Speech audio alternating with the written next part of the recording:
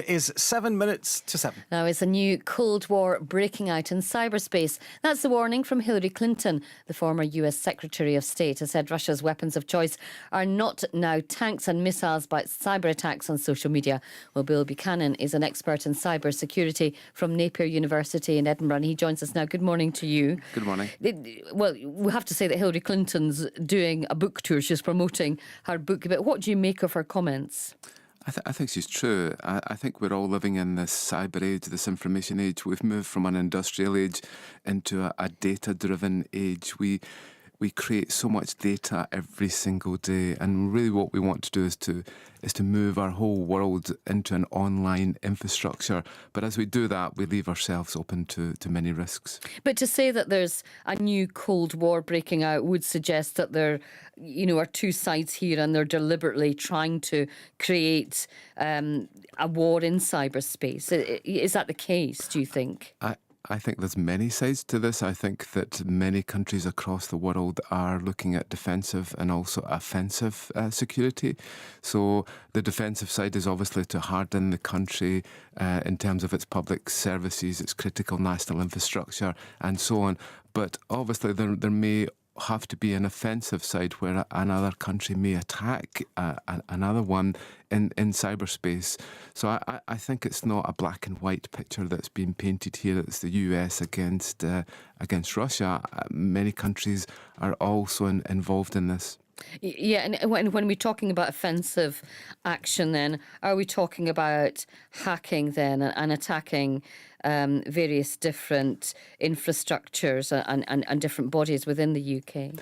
Yeah, I think there are many ways. There's the blunt attack, which is the denial of service attack, which will source lots of traffic towards our infrastructure and then throttle the infrastructure down. There's the sophisticated attack, which is probably the insider inside the country who's been paid to pass information, passwords, encryption keys and so on. And you've got to remember that most of our data now is actually stored outside our country within the public cloud, within US and across Europe. So the days of you saying that there's a hard shell around the country, which is our border, our physical border, really are receding now. And what Hillary Clinton is also talking about is propaganda about the Russians' involvement in the US election.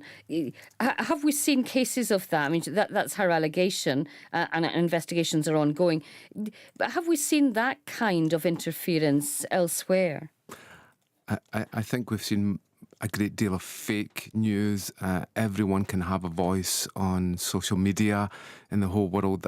I think we need to be much more educated about how we interpret any information on social media. Certainly our kids need to be educated about identifying trusted news sources such as the BBC and Sky, and to avoid news which is obviously fake and incorrect.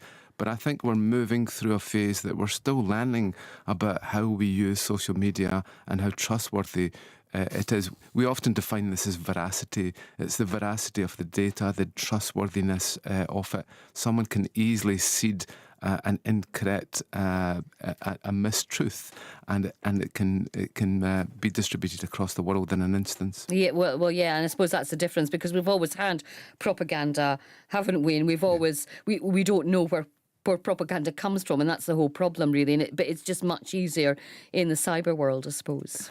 Yeah, and certainly there are ways that people can do these things. They can actually set up fake websites which look like trustworthy news, and there's a lot of what are called bot agents which are trawling the internet for information. They pick up the news and then they escalate it, and it becomes almost like real news. So I think it's important for agencies such as the BBC to be trustworthy and to make sure that all their sources are credible.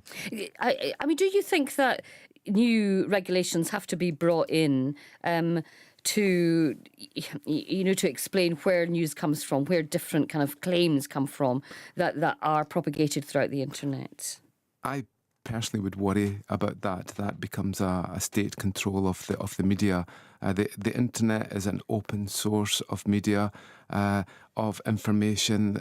It provides voices for everyone in the world. The concept of having a hard shell, as I said, around a country is actually very difficult. And I think you can't But really... could you not just say who has funded that particular, if there is a funding issue, like, in research, if you have research which says cabbages make us happy and it's funded by the Cabbage Growers Society, you can make a judgment on that particular bit of research. Is that not possible, do you think, with various different adverts that we saw during the elections in our country as well? Many parties being accused of, using these adverts to sway younger voters.